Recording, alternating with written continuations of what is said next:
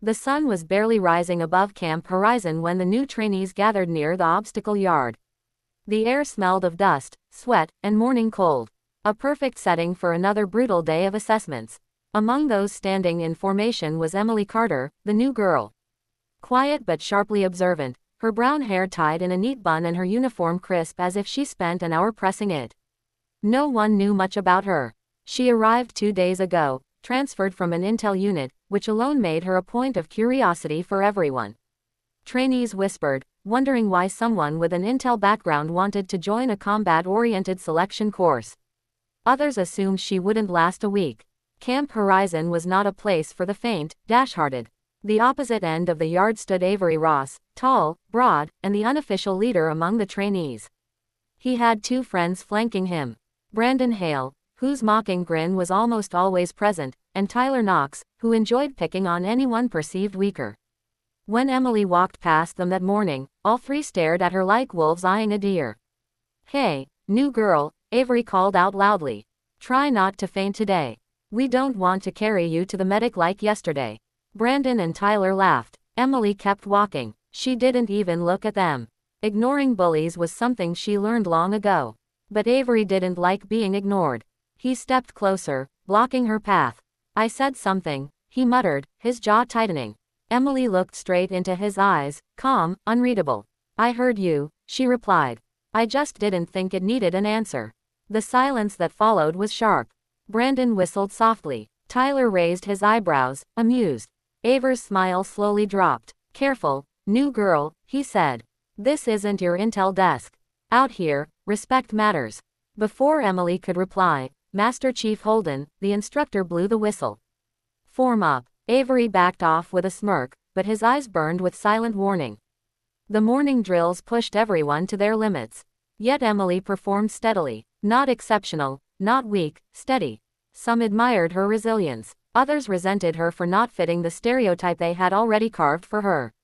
During a water break, Emily stood alone near the shade of the barracks wall. She took slow, controlled breaths, her posture straight. She had learned long ago not to show fatigue, even when her muscles screamed. That was when 3 shadows fell over her. "Avery, Brandon, and Tyler, still ignoring us?" Brandon asked. Emily capped her bottle and faced them.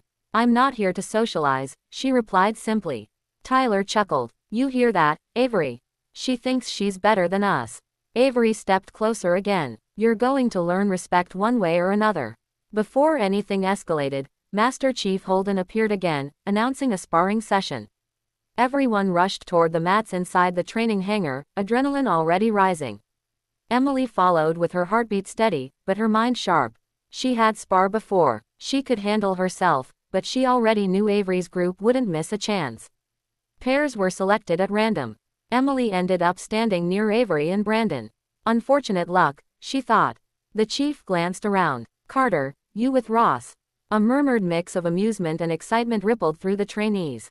Avery grinned widely. Emily stepped onto the mat quietly, tightening her gloves.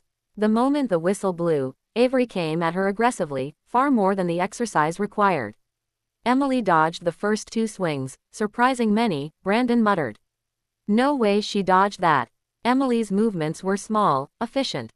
She had experience. That much was clear. But Avery was bigger, stronger, and furious. He lunged again, and this time the force behind his shoulder jab caught Emily off balance. She stumbled back. Avery smelt blood before Emily could fully regain her stance. Avery unleashed a heavy punch far beyond what was allowed in training. It struck Emily across her jaw with a brutal crack. Her vision flashed white. She gasped, legs trembling, and before she could raise her arms again, another hit connected to her temple. The world spun. Then everything went black. Emily Carter fell to the mat. Out cold. The trainees gasped. A few shouted for the chief. But Avery wasn't done. He stepped toward her unconscious body, muttering, "Should have shown respect." Before he could move another inch, someone grabbed his wrist. That Avery's body froze as a cold, steel-strong grip tightened around his arm. Everyone turned. Standing behind him was Lieutenant Mark Lawson, a decorated Navy SEAL who had returned only a day ago after completing an overseas assignment. He was scheduled to observe training today, nothing more.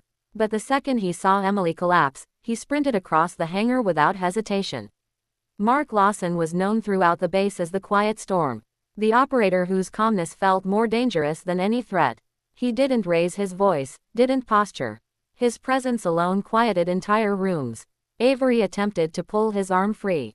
He couldn't help. Mark's voice was calm, but colder than ice. The girl is unconscious. Step back. Avery hesitated, tried to appear confident. Sir, she provoked me. I was just. He never finished the sentence that I in one controlled movement. Mark twisted Avery's wrist downward, immobilizing him instantly. Avery yelped in pain and dropped to his knees.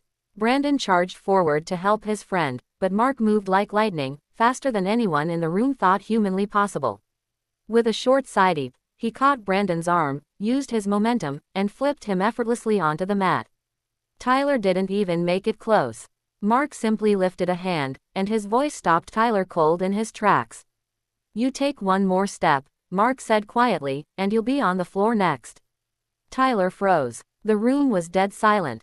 Master Chief Holden approached, but he didn't interfere. He respected Lawson too much.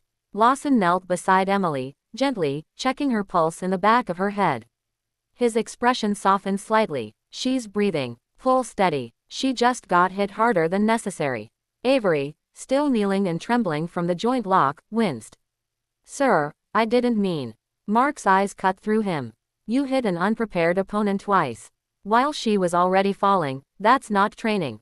That's cowardice. The trainee shivered. Avery swallowed hard but said nothing. Emily began to stir, groaning softly. Mark immediately supported her head.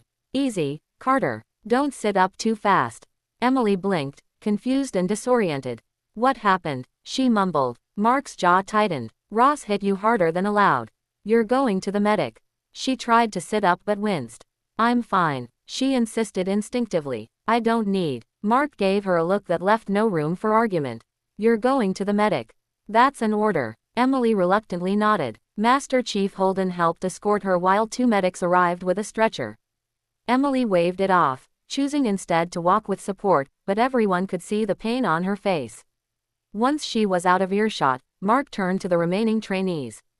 Training is meant to build you, he said firmly. Not break each other. If you can't understand discipline, you're unfit to be here. Brandon and Tyler looked away, ashamed. Avery remained frozen, unable to meet Lawson's eyes. Holden cleared the mat and dismissed everyone for an early break, though the air remained tense. Everyone whispered, who is Emily really? How did Lawson show up exactly then? What's her connection to him? Rumors spread quickly. Later that afternoon, Emily returned from the medic, a small bandage near her temple. She walked slowly but steadily. Some trainees approached her quietly, offering water or asking if she was okay. She gave polite small smiles, still embarrassed from the morning. She didn't expect Mark Lawson to be waiting for her outside the infirmary. He stood with his arms crossed, face unreadable. Emily paused. Sir, thank you, she said softly. You didn't have to step in. Yes, Mark replied calmly. I did. Emily looked away. I should have blocked better. Mark shook his head. He didn't give you a chance. There's no technique that defends an illegal hit from behind your guard when someone twice your size decides to break rules. Emily exhaled slowly. I didn't want special attention. Mark studied her quietly. You're not getting special attention. You're getting fairness and something else. Emily looked up. What's that? Mark's gaze softened faintly. You're not alone here. Quiet passed between them. Before Emily could respond, Holden approached with unusually careful steps. Lieutenant Lawson, he said respectfully, we need to talk about the incident. Emily took the chance to walk away toward her quarters. Mark watched her go, understanding more about her from that single moment than from any personnel file. That evening, rumors intensified. Some trainees were convinced Emily had SEAL-level background. Others assumed she was related to someone high-ranked. Avery, embarrassed and furious, stayed in the shadows the entire night, nursing both bruised ego and wrist. The next morning, Emily reported for duty exactly on time, standing in formation with no expression. Avery glared at her from the far side, but he did not approach. Mark Lawson, however, walked right into the training yard in front of everyone that he announced. Today's drills will include hand-to-hand demonstration. Carter front. Emily blinked. Startled, the trainees whispered excitedly. Was he about to embarrass her? Test her? Protect her? Emily stepped onto the mat. Mark faced her calmly. You ready? She nodded. The demonstration began slow. Mark letting her show her stance, her guard, her speed. She was good. Shockingly good. The trainees watched in awe, realizing the quiet intel transfer wasn't ordinary at all. Then Mark suddenly increased speed. Emily adapted instantly, weaving, blocking, countering. She landed a clean palm strike to his chest. Not enough to move him, but enough to impress everyone. Mark nodded approvingly. You see, he announced to the stunned trainees. Carter isn't here because she's weak. She's here because she earned it. Avery's face burned red. Training continued. Respect toward Emily began to grow. Even from people who had ignored her earlier by the end of the day. Emily sat alone near the steps of the training hall drinking water. Mark approached again. You're improving fast, he said. Emily smiled slightly. Just doing my best, sir. Mark hesitated before speaking. What happened yesterday shouldn't have happened. But you handled it with more composure than most. Emily took a deep breath. I learned the hard way that losing your cool gives the other person power. Mark nodded slowly. If you ever need guidance, I'm here. Emily gave a small, grateful smile. And that was the moment Avery rounded the corner, eyeing them with bitterness. Figures, he muttered. The seal has a favorite now. Mark turned, his stare sharp. Ross, careful how you speak. Avery stiffened. Sir, Emily sighed inwardly. The last thing she wanted was more conflict, so she stepped forward. Avery, she said quietly. I'm not your enemy. I'm just trying to train. Avery looked at her, conflict in his eyes. Then, surprisingly, he exhaled and looked away. Whatever. I went too far yesterday. He paused. Just stay out of my way. It wasn't an apology, but it wasn't another threat either. Emily nodded. Mark watched her with a faint smile. Not bad, he murmured. Emily shrugged. I'm here to fight obstacles, not people. As the day closed, the trainees gradually accepted Emily as one of their own. And the story of how the new girl got knocked out, but woke up to become the toughest trainee in the yard, spread across the base, becoming a lesson in courage, control, and discipline. And before the video ends, a narrator voice echoes. If you're watching us on Grow for Justice, make sure to hit that subscribe button and tell us in the comments where you watching.